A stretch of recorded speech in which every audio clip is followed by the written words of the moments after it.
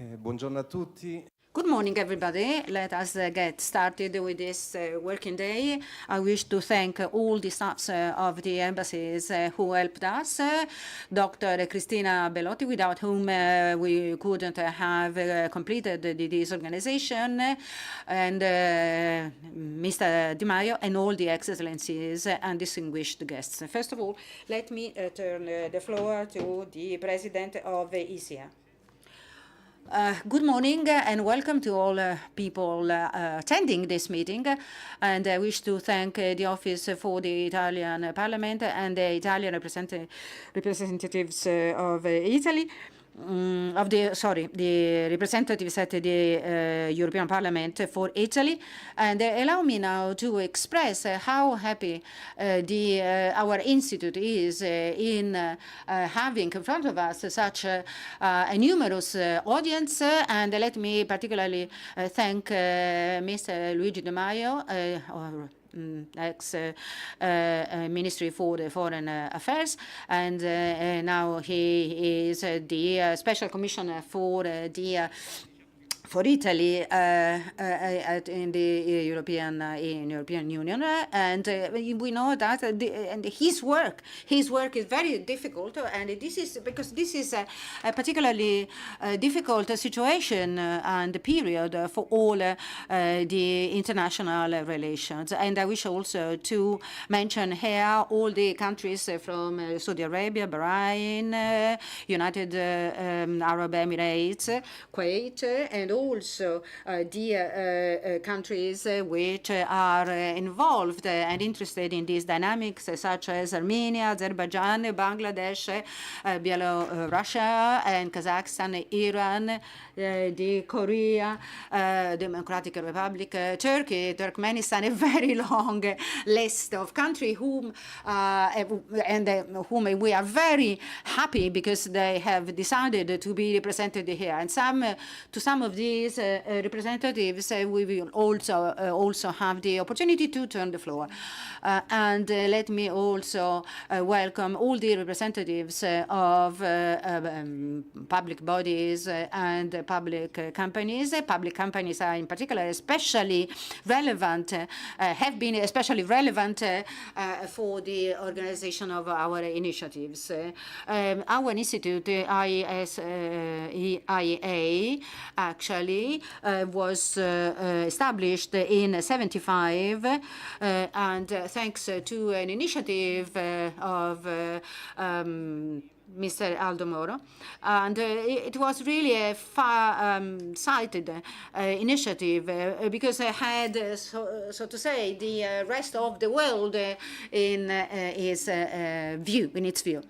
And in particular, we are concerned with the Asian countries, and we cooperate with the Ministry of Foreign Affairs to this effect.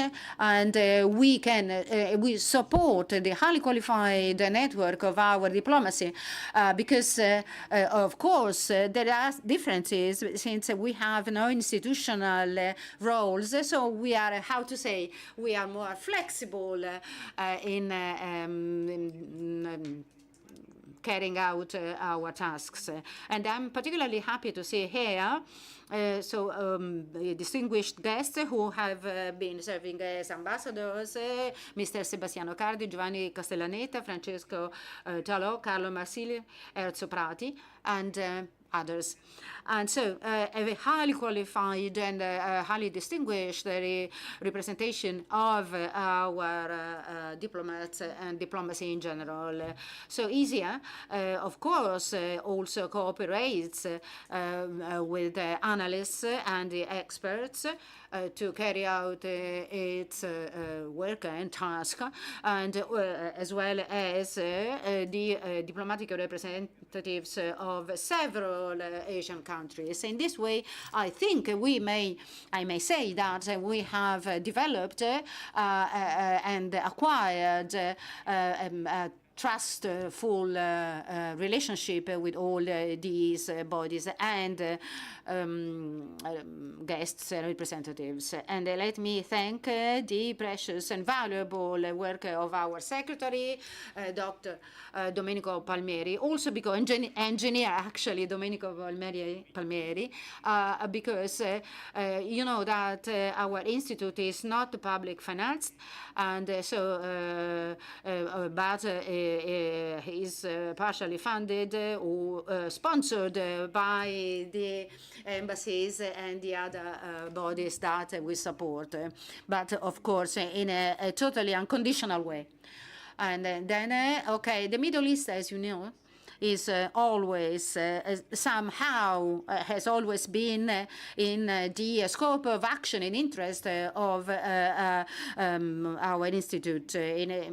But today we wish to focus on the Gulf area, which is particularly significant, as we know, both in political and economic as well as energy viewpoint. So let me just mention two very important events that actually demonstrate and prove such an importance. A few months ago, between the European Union and the GCC countries, and for this I wish to thank Honorable Luigi Di Maio, who has been very active in this. So there has been an appointment that has been organized, that has been very important from the strategic viewpoint.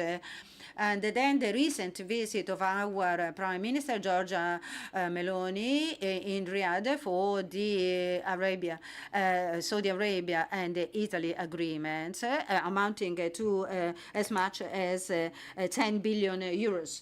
And then we have common interests, of course, from a strategic point, security, safety, and also the energy transition, so maritime security. But it has to be said that the relations between Europe and the Arabian world, for sure, do not start or are not born yesterday, so to say. We could go back to the ancient times, Aristotle included, and the original commentaries of the Arabian algebraists.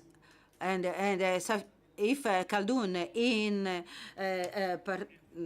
expert and scholar, who actually has put forward the concept of Arabia, which is solidarity and group union. In this, anticipating the thought of Giovan Battista Vico, a famous historian, on the common nature of nations. And Italy, amongst the Italian countries, has some peculiarities which allow it to act as a bridge between the Arab and the Latin, so to say, world.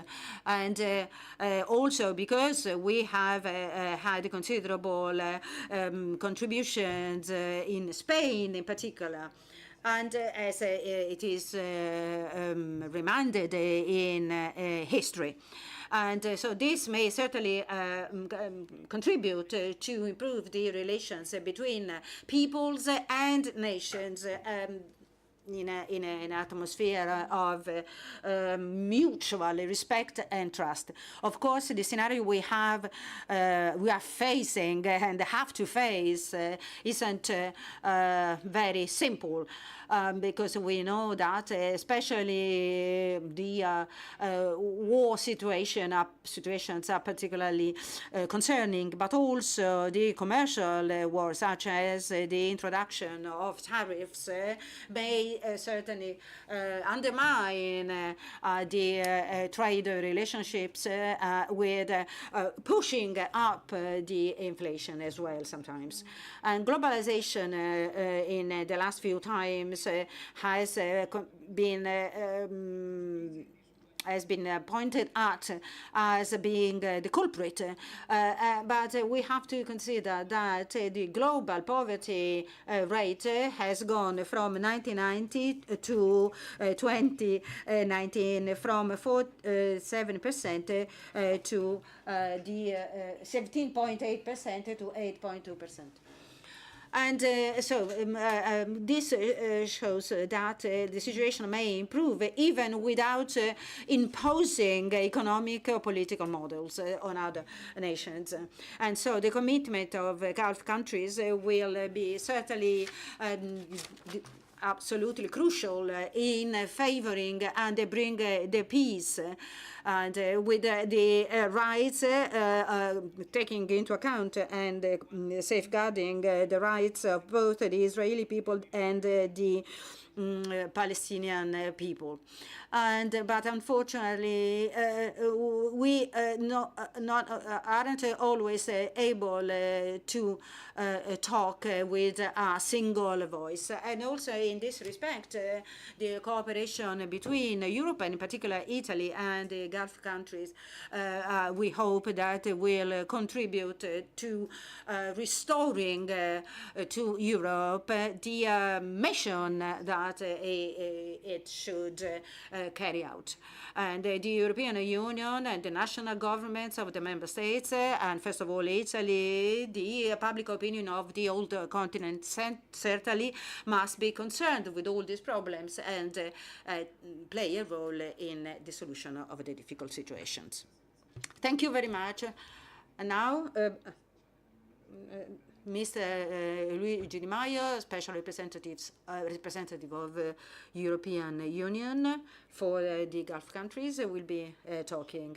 Dear President, dear Vice President, dear Secretary General, dear ambassadors, dear friends, I would like to first thank the Istituto Italiano per l'Asia for the kind invitation to come to Rome and speak about the relationship between the European Union and the Gulf region, which is, as you can understand, very at the core of my mandate as the EU Special Representative for the Gulf region. We all know that we are living in times of significant change in the geopolitical landscape, as the President just said. For Europe, most of them are closely related to the recalibration of the US foreign policy in what concerns the transatlantic link and the Euro-Atlantic security. I was in Munich last weekend, where, as many others, I could see firsthand the change of narrative around the direction of the transatlantic alliance.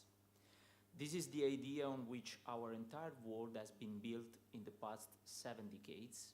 It is no surprise that when questioned in its essential elements, it generates uncertainties.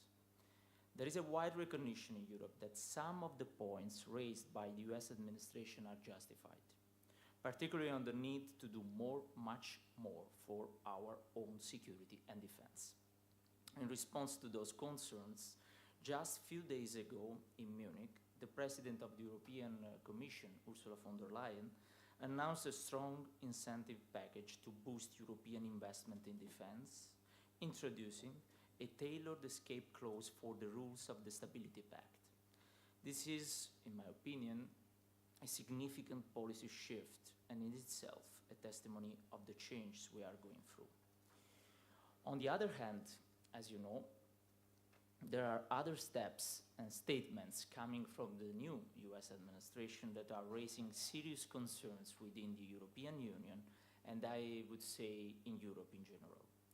In this context, we continue to believe that upholding the multilateral rules-based order offers the base guarantee for every nation to be secure and prosperous. Also on this basis, the European Union has a strong interest to reinforce the partnership with the GCC countries across all domains. As a matter of fact, there is a substantial convergence between us on what type of world order we would like to see emerging from all turbulences we are living through. The GCC countries, generally speaking, face a dual challenge. The first is to keep firmly inside their fundamental long-term objectives, mainly of economic nature. The second is to manage the very difficult crisis in the neighborhood, which happens to be our neighborhood too. These two objectives are closely interlinked. You cannot have prosperity without security. Investments, particularly in long-term infrastructure projects, can only be made in a secure and stable environment.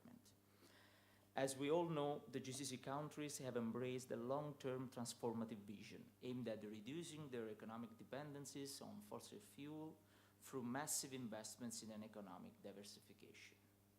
There are several sectors identified as strategic enablers in this context: mega infrastructures, high-end technologies, but also tourism, healthcare, renewable energies.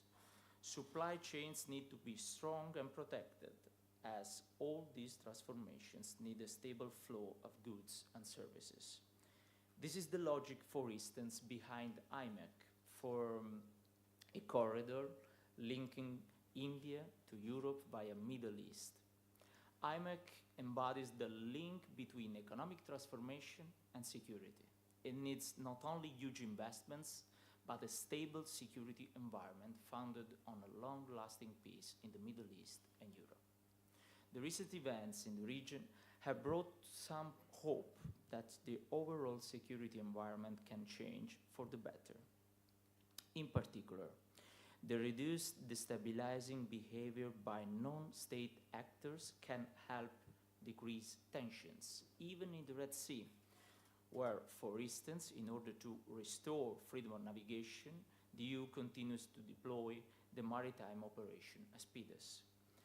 Keeping sea routes free and open reduces uncertainty and provides the level of predictability necessary for economic activities to prosper. The strategic goals of the GCC countries are aligned to a great extent with those of the EU and its member states. There is a natural convergence between the EU and the GCC on most regional files. We both support a two-state solution to the Israeli-Palestinian conflict as the only possible basis to ensure a durable peace and security for all. The European Union is working closely with all the GCC countries to make substantial progress towards this objective. We can join our efforts to influence all actors involved towards this goal. And it is an extremely difficult path, but in my opinion, we can work together more and more, and we can achieve our goal only together. It is essential that these ceasefire agreements holds up in Gaza in the perspective of a permanent end of the hostilities and a political solution. Let me also mention the recent initiative that was held by the Kingdom of Saudi Arabia in Riyadh for the second meeting on Syria after the Aqaba meeting, with the participation of 22 countries and international organizations. Attending the meeting, the EU High Representative and Vice President Kaja Kallas expressed the full support of the European Union to a Syrian-led and owned political process, as well as our commitment to humanitarian aid for the Syrian people and to the reconstruction of the country. All these principles are, I believe, fully in line with the GCC countries' interests and objectives. We will continue to coordinate efforts and work together, including in the context of the upcoming 9th Brussels Syria Conference organized by the European Union for consolidating the international support to Syria and to Syrian people in this moment of transition. I strongly believe that a regional security architecture centered on the role of the GCC countries and supported by a strong strategic partnership with the European Union can offer a concrete and sustainable solution to many of the problems we are facing. Finally, I know very well that there is a point when you hear that I'm the EU Special Representative for the Gulf region, but I'm speaking only about the GCC. We know that the Gulf region is wider, and this is why I am focusing my mandate, as the President said, mentioning the summit, in order to elevate practically and pragmatically at the level of strategic our partnership between EU and GCC. But at the same time, I'm involved in the facilitation and even, in a way, the the upgrading of the relations between other countries of the region with the European Union. For instance, I just met my very good friend, the Minister of Foreign Affairs of Iraq in Munich a few days ago, where Iraq plays a fundamental role for the stability of the region. At the margin of the UNGA in New York, I met the Minister of Foreign Affairs of Iran, the new Minister of Foreign Affairs of Iran. After that, for many years, even in my previous capacity, I met the former Minister of Foreign Affairs of Iran before he passed away. And at the same time, even on Yemen, when I spoke about the Red Sea, we work with all our efforts in order to try to facilitate and to revive the peace process of the United Nations towards Yemen and the Yemeni conflict. So this is only for saying that we are involved, I am involved on many of these chapters with different levels of engagement, but always in the interest of bringing closer these two regions, European Union and the Gulf, where I fully agree, dear President, the Gulf and in particular the GCC is becoming, in my opinion, an hub for mediations and facilitations. It's becoming more than only a partner on the bilateral side. We have to invest more and more, even being late, we have to try to fill this gap. And let me finally commend the efforts of the Italian government in the relations with the Gulf. We know very well, you mentioned the mission of President Meloni to Saudi Arabia, but even the less recent mission during the last year in UAE and in Bahrain. And we know very well that there is the upcoming visit of His Royal Highness, the President of United Arab Emirates, to Rome in a few days, I suppose. It's very important what Italy is doing towards the Gulf because it's helping, like all the other countries of the European Union that are investing in the relations with the GCC, is helping the European relations. The stronger is the relation of a country, fundamental country like Italy towards the GCC, the stronger will be the relation of the European Union with the GCC. So thank you very much for your invitation, and congratulations for your efforts in bringing together all the actors present here today, because as you said, as civil society entity, you are able even to regroup actors that sometimes at the same table they have difficulties to speak each other. Thank you very much. Molte grazie, onorevole Di Maio. Thank you very much, Mr. Di Maio. Now, I would like to give the floor to the analyst from ESIA, Mr. Fabio Indeo.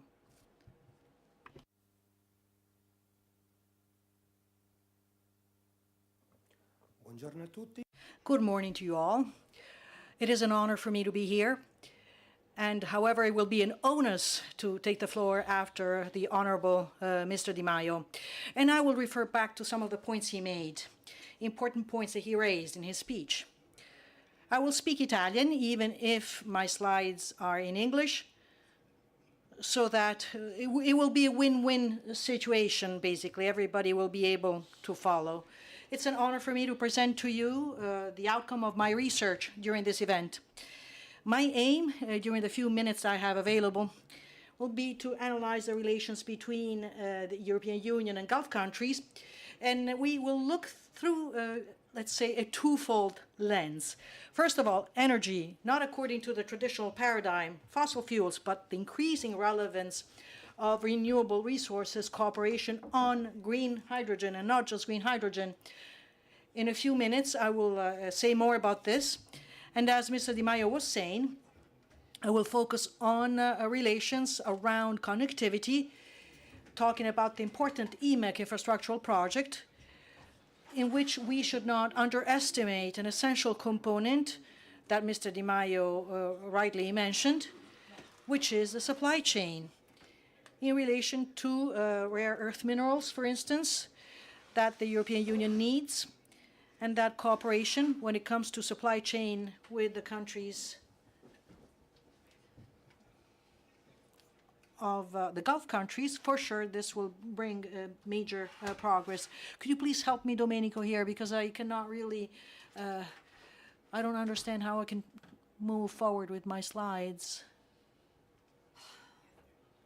I'm sorry about this, but there are maps that I would like to show you because that would be essential in order to understand my speech. But waiting for the solution to this technical glitch, I would like to continue by highlighting. Maybe I should sit at the table and I will be able to use the remote control. No, it's not working.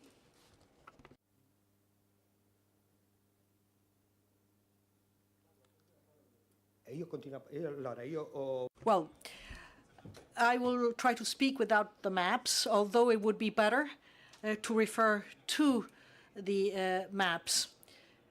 So, as I was saying earlier, cooperation, maybe now it's working. Yay, it's working now. So energy cooperation, we are all aware of the relevance of the Gulf area when it comes to both oil and gas reserves and also the control of an important energy choke point, not only in terms of security and not only at European level. We're talking about energy security globally. Hormuz, 21 billion barrels of oil go through Hormuz every day, and we see what relevance this has on the global oil trade. Hormuz as main export route towards all Gulf countries, from all Gulf countries, but also since there are no alternative export routes for Qatar. All LNG goes through Hormuz because there are no land-based routes that can allow for the transport of LNG towards the EU, for instance, or anyhow outside of the Gulf country market. Same story for oil, although it is not as bad. 76% of exports towards Asia does not mean that the Gulf is not relevant for the European Union, even if we know that compared to the early post-war period, the situation has substantially changed. Could you please try and make this work? Because I can't do it. What was the situation before 2022? You know how dependent the EU was on Russia. Now this energy dependency is gradually dwindling, and the EU has now undertaken a satisfactory initiative of energy diplomacy to diversify its imports. If we look at the past data, the Gulf countries are an essential component for the EU to the extent they should offset the lack of Russian liquefied natural gas. I just quoted gas here regarding Qatar. 160 billion cubic meter on top of what we have right now in the next few years, a massive amount. Remember that 70 billion cubic meters, the average consumption for Italy. If this 170 were sent to the EU, for sure would become an essential component. Why I'm using the conditional? Because part of these contracts, well, Qatar is a very attractive partner. And China and other countries have signed cooperation agreements, MOUs, including the Emirates for gas and for oil, for sure. There's an endless availability, Emirates, Saudi Arabia, and Kuwait. Next, please. So this shows the different export routes that go through the Gulf, the fact that there is no alternative route vis-à-vis Hormuz. What is the problem here when it comes from gas from Qatar? Most of regasification terminals are located in the western part of Europe. So to offset the needs of those countries that relied almost completely from Russian gas, we need to build those sub-regional interconnections that allow us to collect together the different terminals, including Italian terminals, with Eastern European countries. The component on which the EU is working on is exactly this, and we can rebalance the situation, I believe. So what is important at this point? The agreement signed in May 2022, when the energy crisis was raging due to lack of gas from Russia, but the EU, and I would like to say wisely, has undertaken, has launched a new form of cooperation partnership based on clean energy, so electricity or energy produced from clean and renewable resources, and the option of green hydrogen, more specifically. This partnership will prove to be a win-to-win partnership in the future, not only because this will help the EU to become, according to the official statements, to become the first continent to reach climate neutrality in 2050, but the Gulf nations, just like many other nations in the world, they have signed the 2015 Paris Accords. So they have undertaken commitments in the decarbonization process or climate or carbon neutrality, emission of polluting, reduction of polluting emissions by 2050. And this applies to Gulf countries.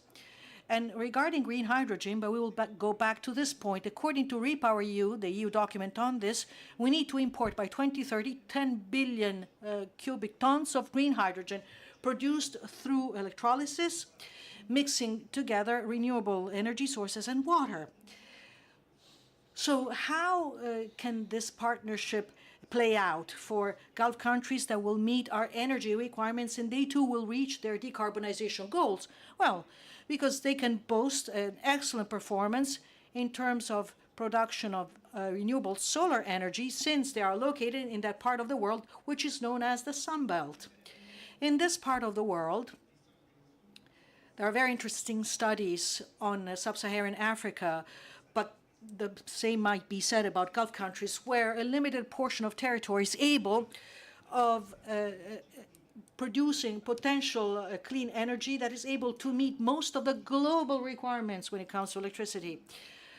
I believe that the asset for Gulf countries, that as for many other projects, they can use the high performance of their solar production combined with the possibility of investing massive amounts of money to solve the water resource issues, desalination plants, for instance, and a factor that has been rediscovered recently by many national and international energy companies, cooperation with front runners, with important operators that we will learn to know, such as Masdar in the Emirates, or Akva, the Saudi company that recently has signed with Snam an agreement to build a terminal to then transport ammonia to Italy. We will see how ammonia is quite relevant, especially for Italy. What kind of hydrogen? We're talking about green hydrogen here, the one that's produced using renewable energy resources. But considering the gas reserves of the Gulf, it's also very, very important to focus on blue hydrogen produced from natural gas, especially through this technology. CCS, carbon capture and storage of GHG, CCS technology, where, for instance, our national energy company is working with the companies in the Emirates on projects that are aimed at producing hydrogen that's partially clean, because 90% has no emissions and the remaining 10% does produce emissions. And I believe that with technology and money, this gap soon will be bridged.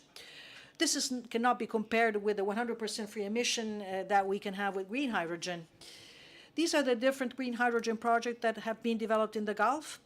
As a front runner, we have mostly Saudi Arabia and the Emirates, but also Oman. They're working very hard on these projects together with national companies, with the support of European companies, especially for this investment boost. People are interested in developing a new energy source following the events of 2022. Not included in this slide and in the discourse that we are focusing on today, but we still have the problem how to make sure that hydrogen can reach European markets, because if it will be transferred through so-called pipelines carrying hydrogen, then it will be necessary to build these pipelines, as was the case between Egypt and Saudi Arabia. If this will be transported in liquid form, so as ammonia, necessarily it will have to go through Hormuz, facing the same security issues that need to be taken into account and solved nonetheless. In this slide, I summarize some of the most important agreements on in hydrogen cooperation. Germany and Saudi Arabia, the NEOM project, for the establishment and production of 1.3 million tons of ammonia to be then sent to European markets. It's a concrete example, 2022. The first ship transporting ammonia, so liquid hydrogen, has reached Hamburg from the Emirates. And the Italian commitment, I wanted to emphasize this, the idea of building this terminal, the Italian coastline, once again the shape of the Italian peninsula is quite favorable for this. This is why Italy probably will play a major role as a hydrogen hub in the future as well. Next slide. There you go. This is the possible connection either by sea or by land with the H2C, which is this backbone for the transport of hydrogen, on which the European Union is focusing on, so that hydrogen can be carried towards European markets. The next one, please. We're about to wrap up, I imagine, so here we will just linger on, but we will mention this in the conclusions. And once again, talking about connectivity, the IMEC project, as was mentioned by the European representative earlier, the IMEC project, very important, it was launched in 2023. A precondition is regional stability, of course. Without regional stability, it will be very difficult to even think about or build transport infrastructure, which from the Arabian Peninsula will then reach the Israeli coastline and then Europe through Greece or Italy. Multimodal system has been improved thanks to diplomatic relations between Gulf countries, European states, and the United States. In our case, and this is very important to mention, the relevance that green hydrogen transport will acquire in the future. And I would like to emphasize once again how we need to explore the role to be played in the supply chain, because I believe that most of that transport of refined critical minerals from Asia to Europe and semiconductors can find an important logistical hub in Gulf countries so that this can be transported then to the EU. So we have to strengthen cooperation from this standpoint. Next slide, please. So this once again shows to you the sea route and also the land-based, the rail route, actually a multimodal route that will take these goods to the European Union. And this would expanding our outlook, and this is compared to the Belt and Road Initiative. And in the next slide, I will highlight the fact, next please, the fact that anyhow, this cooperation falls within the European strategy that is called Global Gateway, starting from these mainstays of cooperation for energy and electricity to develop a broader political dialogue, including security and stability, amongst other things. And then the IMEC project, once again, in addition to the challenge related to stability, has other challenges. Once again, China for a long time has invested in this region. It has invested a sizable amounts of money, both in energy and connectivity. I believe that Europe can perhaps leverage this win-to-win cooperation on renewable energy resources. This is relevant for both areas, both politically and for domestic consumption. Decarbonizing domestic consumption, as the members would like to do, 46% of clean energy by 2050, is an essential component for the decarbonization of the energy mix.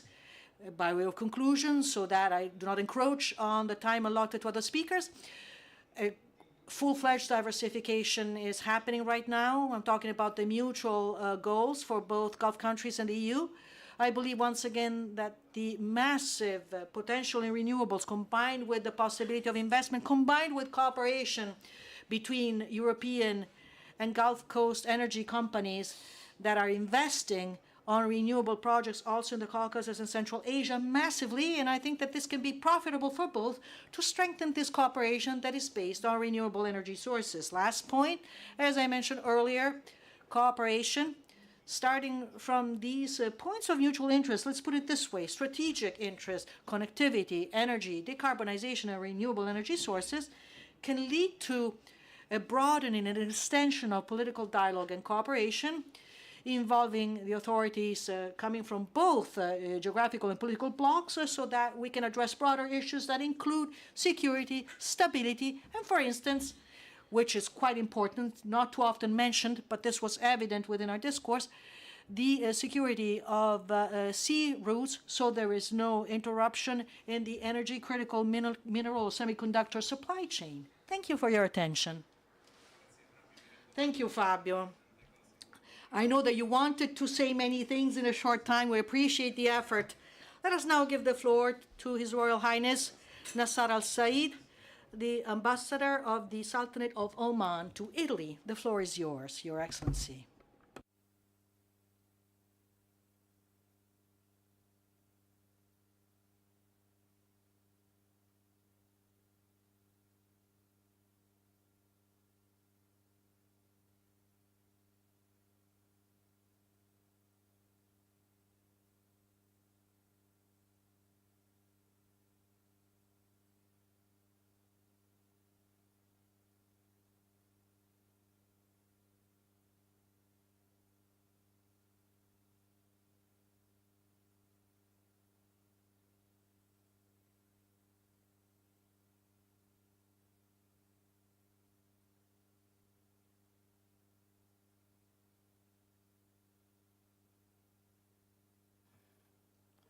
Very good morning, everybody, and I'm glad to be here with you.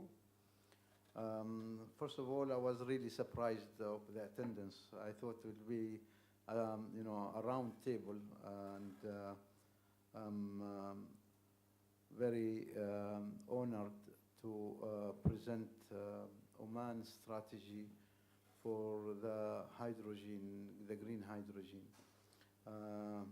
Thank you all for being here with us today. So next slide. No, the previous slide. Yeah. No, back.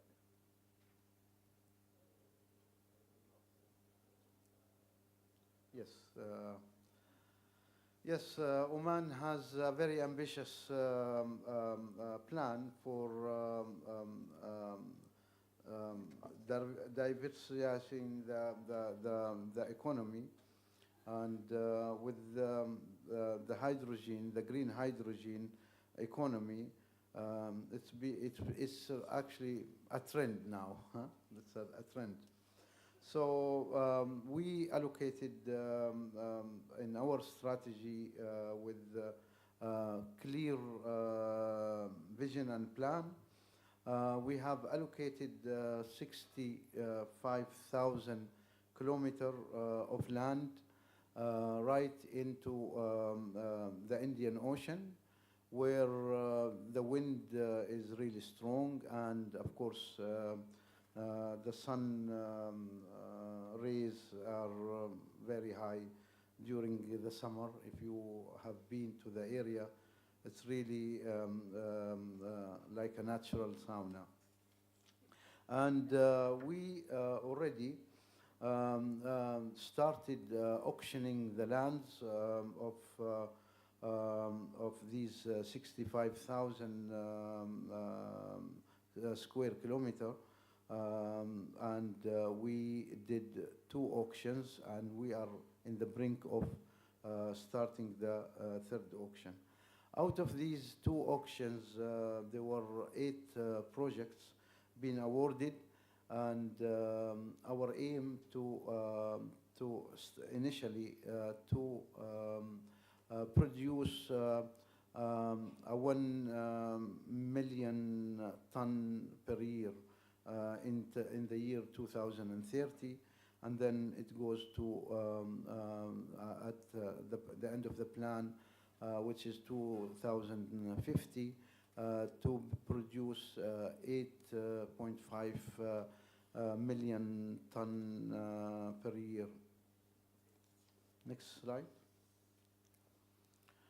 So yes, as I said, that our initial plan is to produce 1 million ton per year by the year 2030, and we, according to the international agency, the International Energy Agency, that Oman will be maybe will share 10% of the production of green hydrogen by the year 2050. And this, if you could say, this shows we already reached 1.38 million ton per year.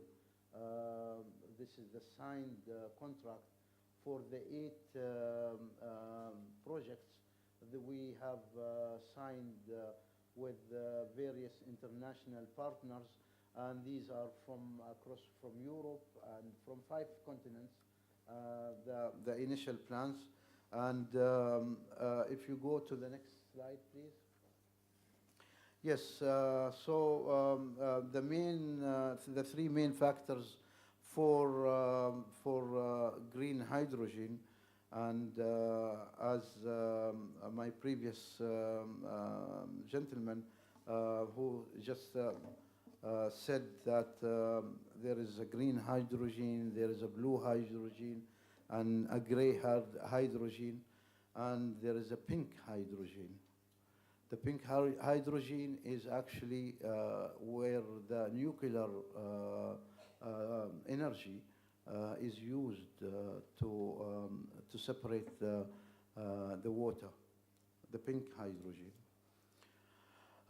Yes, we have a challenge also about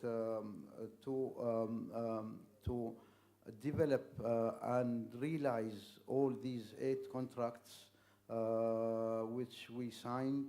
And as I said, that this challenge is to have the panels. There are 40 million panels, the solar panels, and 3,000 are from 3 to 6,000 turbines, wind turbines. Yes, though we are, we have the blessing of the wind from the Indian Ocean and the solar energy, but it is really a challenge to have 40 million panels, solar panels, and 6,000 turbines, wind turbines. But we are determined that we will achieve that, and we hope that by the year 2029, the first shipment of Oman green energy, green hydrogen, will be shipped to the off-takers. Please, next slide. So, as you said, as you've seen before, the map of Oman, these 8 projects being right into the Indian Ocean.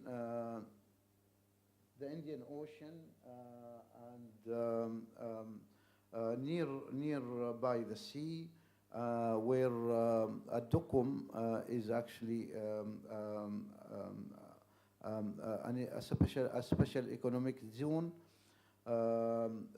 which is being already the infrastructure is there, and the government has invested a lot in this Dukum. A Dukum special economic special zone is actually a 2,000 square meter large, where with 80 kilometers right into the Indian Ocean, and it's being built for medium and heavy industries. So this is where the shipment of the green hydrogen will be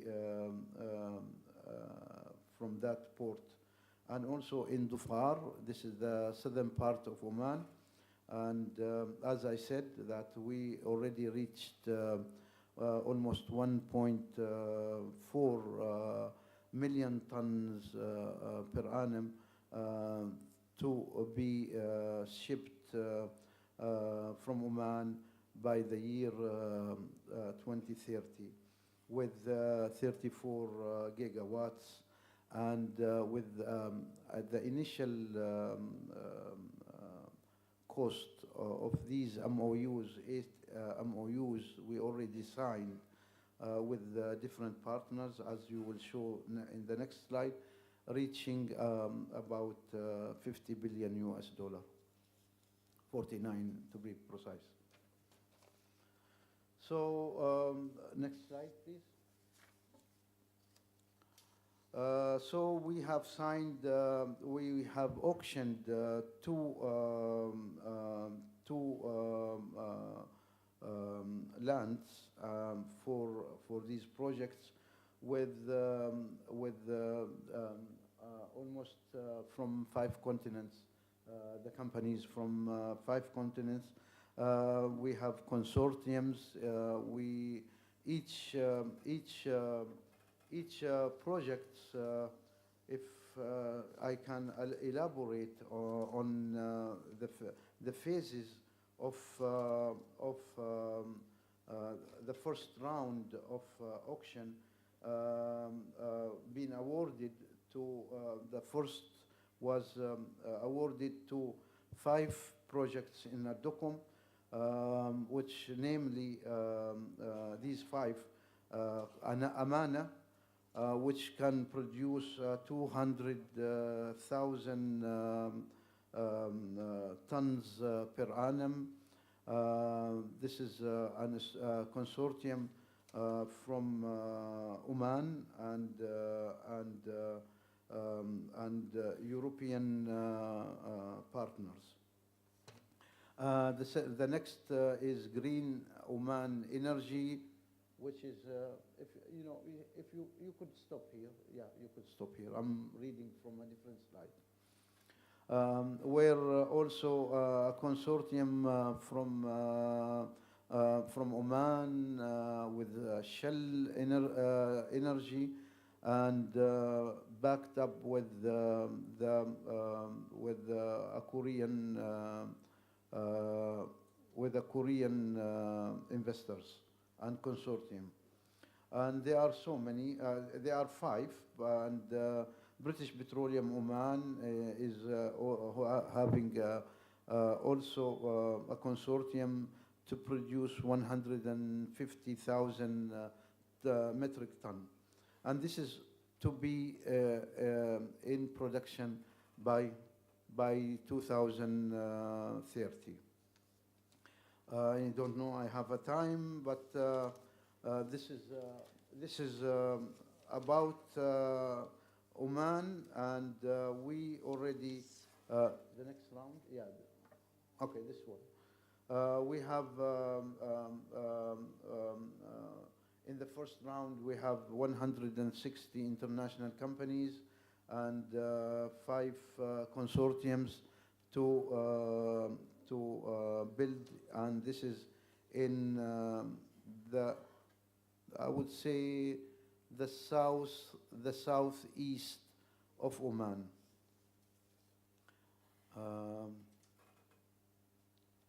And finally, I would like to emphasize that this is a challenge, and we are up to the challenge, and we hope that our partners fulfill the agreements of realizing the technology, and it is very important for us. It is for the in-house values, and I hope that Oman will be a good providers for this clean energy. Thank you very much, and thank you. Grazie, Sua Altezza. Thank you very much, Your Royal Highness. And first of all, let me show you a very short video lasting less than a couple of minutes about Oman.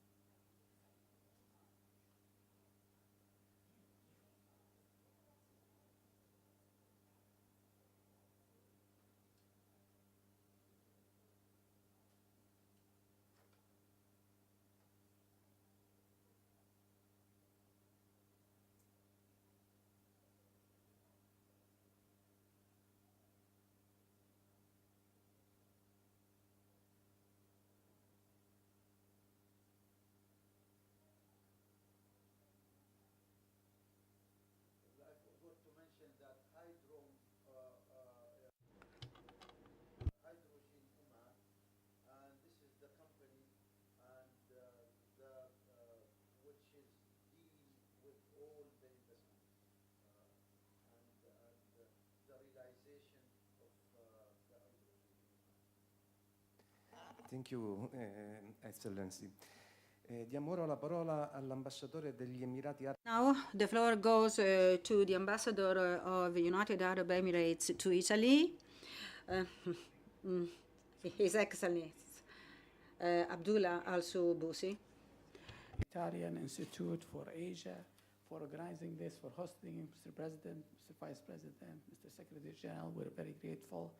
And it's so wonderful to see my colleagues here and fellow ambassadors, my good friend Luigi Di Maio. Thank you so much for what you do on behalf of bridging the EU and the GCC countries.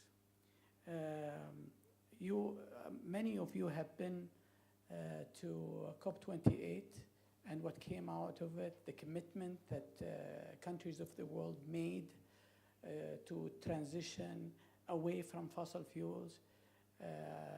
This is where we are right now. We're looking at the many ways that we can get to zero carbon. We are looking for the ways to triple our renewable energy capacity, double on efficiency. The only way I can see is by working together, especially with our friends in the European Union, since we sit here in Rome, and look into the ways that LNG and hydrogen opportunity that we should take. And I'm happy to talk to my good friends after the session for any specific questions about the hydrogen energy. Thank you so much for having us. Thank you, Ambassador. And diamo ora la parola a Sua Eccellenza Osama Al-Basi. Now we turn the floor to the ambassador of the Kingdom of Bahrain to Italy, His Excellency Osama Al-Basi. Mr. President, Vice President, Your Excellency Luigi Di Maio, Excellencies, good morning. I have not prepared something. I came to give my reaction and feedback on what was said today. And I'm not going to talk about energy, green or otherwise, but most importantly, I will talk about why we are in a current predicament that we find ourselves in. A lot of what was said today was said about the scramble for energy post-2022, because before that, complacency took over and energy was flowing. There was no need to look for alternative sources or diversify the supply chains of energy. And today, we are globally dealing with a crisis. Some people are benefiting from it, some people are paying the price. Well, there's another potential crisis coming, and we need to start looking at opening markets. We have to start looking at cross-trade and investment in a way that we have neglected in the past decades. We are here to talk about the GCC and the EU. The relationships of the GCC and the EU, although, as the President has said, goes back to Roman times, in more modern times, it started with something called the Copenhagen Agreement in 1988. So that was a broad agreement in Copenhagen between the EU and the GCC. And as one would expect, we had a next level in 1990 when we started negotiating for the GCC-EU free trade agreement. That was 35 years ago. We still don't have a free trade agreement. Trade does not flow unrestricted between the EU and the GCC countries, although we've tried. And instead of moving forward, we started going towards alternative maybe less commitment approaches like trade and investment dialogues that we have. Non-binding does not guarantee the flow of trade and investment. It doesn't give investors and people who are in commerce any sort of guarantees that they would go forward. Today, while people are talking about trade barriers, while people are talking about trade wars, we have been sitting on a potential free trade agreement for 35 years. Currently, it is going through a sustainability study, I guess, that's been going for maybe a decade and a half, because we decided to mix ideology, politics with trade and investment. And ideology and politics will always come in the way of business, will always come in the way of trade and investment. I am here to remind that in order to avoid the next crisis, in order to move forward, in order to be like some countries I shall not name, but who are moving very quickly and gaining ground on trade and investment worldwide. Why?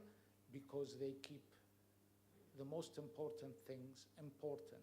They put business first, ideology, politics later.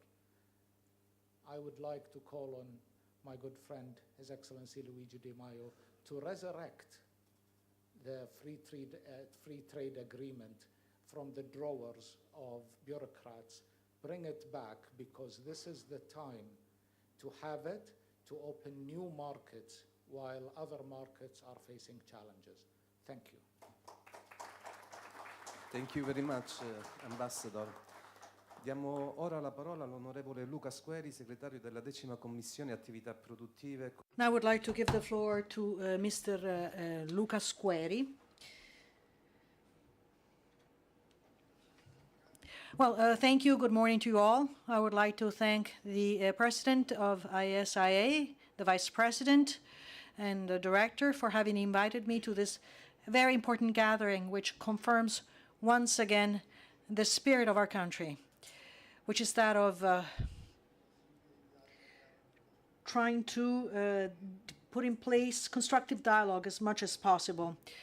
The key word of the G7 presidency was growth, development, and peace. That was the mantra for our G7 presidency. And this meeting, for sure, is along the same lines. The relationship that we have established with Gulf countries has always been very constructive, based on dialogue, based on cooperation. And now we are at a time when these concepts become even more relevant than in the past. These relations were developed both at, let's say, regarding trade and energy. The few minutes I have available for my presentation, I will dedicate to energy, because I have a detailed view on this, since I'm in charge of energy-related issue for my political party, Forza Italia. So what we heard from the ambassadors here is extremely interesting, because if in these last decades, in these last 70 years after World War II, relations were basically then inspired by relations to provide oil and gas. Now, instead, we are now having a more project-based approach. And this kind is a reflection of the title of this conference. Italy, from this standpoint, has a remarkable experience. What Enrico Mattei did, starting from World War II, well, what he did was not just being an importer of products or a service supplier, which are anyhow two essential elements in the development that our country had in its relations with the Gulf. But the idea was to plan things together. That was actually his strongest asset.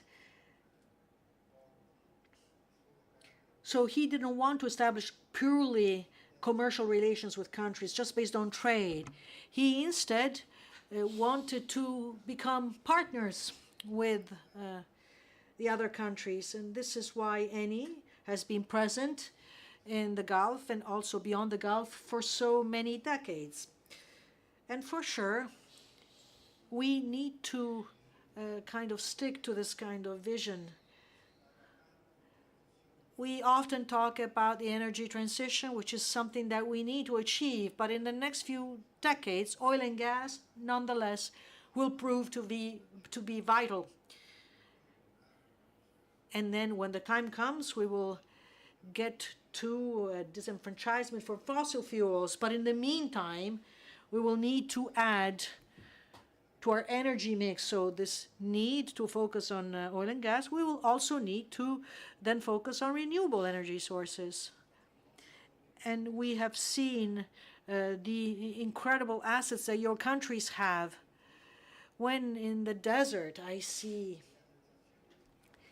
the photovoltaic plant being built, I see humankind doing something to give new meaning and synergistic meaning to that specific land with human beings. If I saw this on the hills of the Chianti winemaking region, perhaps the impact would be a little bit different maybe to me. But this is an added value that you can give when it comes to connectivity and when it comes to renewable energy sources, so that later on we can produce hydrogen, which will be absolutely an important vector in the energy transition. And we know to what extent your countries are committed. Our country right now is trying to join this game with nuclear energy. So many topics that are related to this principle of cooperation, of synergies, and of relations that our country, please allow me to say so, is doing this very effectively with our Foreign Minister, Mr. Antonio Tajani. There is an Italian man, by the way, who has a very important task of representing Europe in these relations. And you know to what extent Italy has in its DNA the wish of not destroying bridges, but building bridges. The more bridges we will be able to build with you, the more we will make a step forward towards growth, development, and peace for everyone. Thank you. Grazie, onorevole. Thank you, Mr. Squeri. And now let us give the floor for the conclusions of this workshop to the Deputy Chairman of ISIA, Senator Divina. Thank you. We have come to the conclusions on behalf of ISIA. I have to say that I was very happy to see such a highly qualified and broad representation and the great interest that you have expressed. I was very happy to have here and see that we have all the representatives from all Gulf countries. Very pleased with this. And also the special representative for the EU, Mr. Luigi Di Maio, whom we would like to thank. We'd like to thank all our distinguished speakers.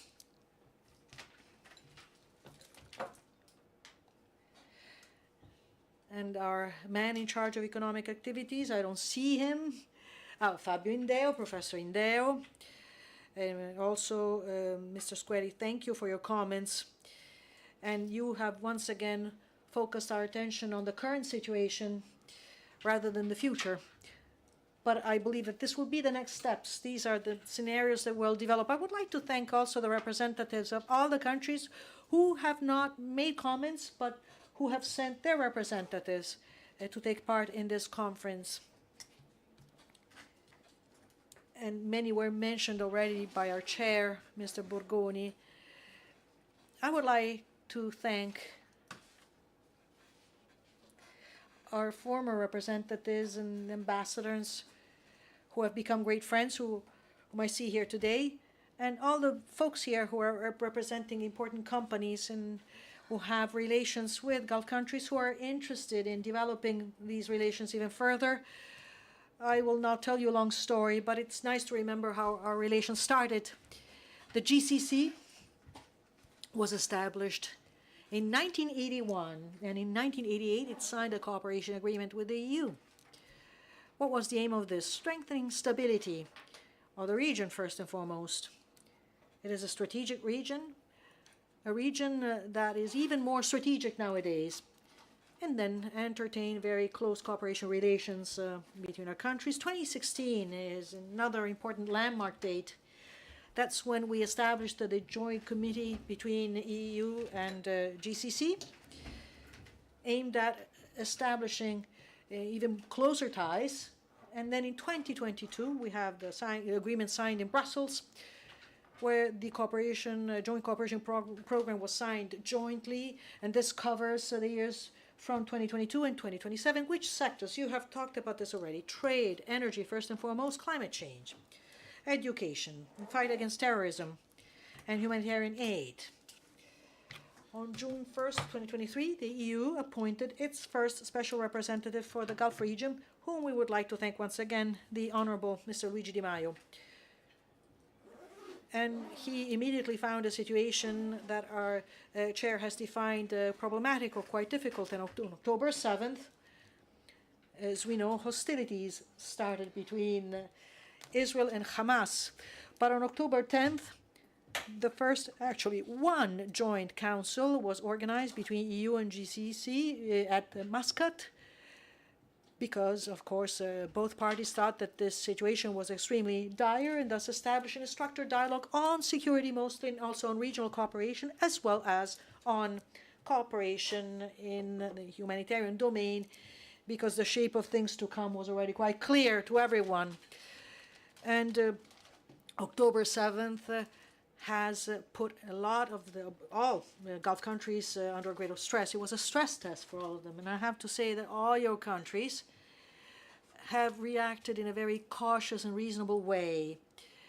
No capital in the Gulf area has interrupted or broken diplomatic relations with Israel. The Abraham Accord between Bahrain, Emirates, and Israel are still valid, and Qatar offered its to be a mediator between Israel and Hamas, meeting several attempts. Now it seems as if we have come to a solution, and we hope that the solution will take shape. In the past, it already obtained a great success with the exchange of prisoners between the United States and Iran, and this is part of the history of mediation that Qatar can boast of. All Gulf countries, albeit with different stances, have agreed that the priority would be to contain this conflict to Gaza. I'm mentioning this history because all trade relations that we have established that have been mentioned, this great interest that we have in increasing exchanges in strategic sectors such as energy, well, all this will be possible if this area is stable. If not, all of us will have to face major difficulties. One additional threat for all Gulf countries is the Houthis in Yemen.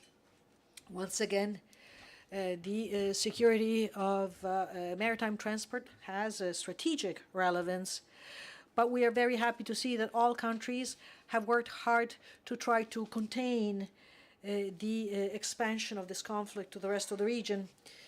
And also what we call the axis of resistance, Hamas in Palestine, pro-Assad troops in Syria, Hezbollah in Lebanon, the Houthis in Yemen, have put to the test the stability of the entire area. So we appreciate the major efforts made by Saudi Arabia in preventing a military escalation in the Gulf, then bringing to an end a possible military intervention on the part of the UK and the United States against the infrastructures of the Houthi in Yemen, which would have led to further destabilization. To wrap up, to us, the EU, the entire European Union, with all GCC countries, we are the second trading partner for GCC countries. And the latest figure from 2023 well, this amounts to more than 170 billion euros. Europe would like to actually go even further than that and sign a free trade agreement with the Gulf countries. Cooperation is being intensified on this, referring to energy, energy security, efficiency, renewable energy sources, telecommunications, innovation, space, energy grids, and hydrogen transport, which was underlined by many of you today. This was very effectively explained by Professor Indeo. Hence, therefore, Europe is aiming at getting to visa exemption. We're talking about passports now, which would be something that would be mutually advantageous for all our countries. And we are already thinking about including the Gulf students in the Erasmus Plus program. It's college or university students who are about to graduate who can also then sit exams in other countries, in this case, countries of the European Union, or even spend like a semester. I believe that we can bring this to a close, as our chair mentioned earlier, Mr. Morgoni.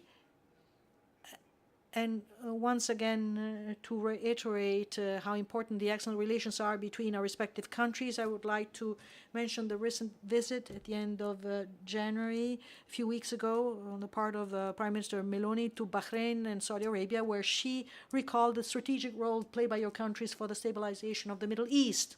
Let us say that on that occasion, she even invited Saudi Arabia to be involved in the Global Compact at Air program. It's a military initiative, so far confined to Japan, the UK, and Italy, to establish a partnership in order to build the sixth-generation fighter jet.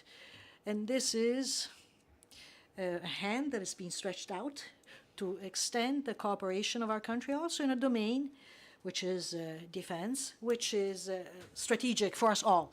We do wish that the relations between the European Union and Italy with your countries will develop along these lines, and I think that this is a very profitable avenue for us all. I would like to thank you all warmly on behalf of ISIA for, I believe, your extremely valuable contributions to this conference. Thank you.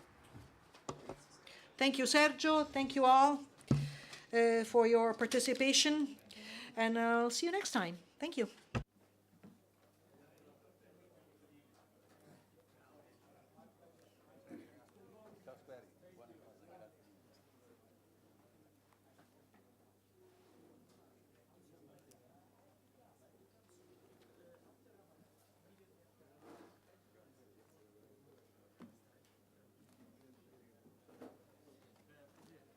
Luigi, tante grazie.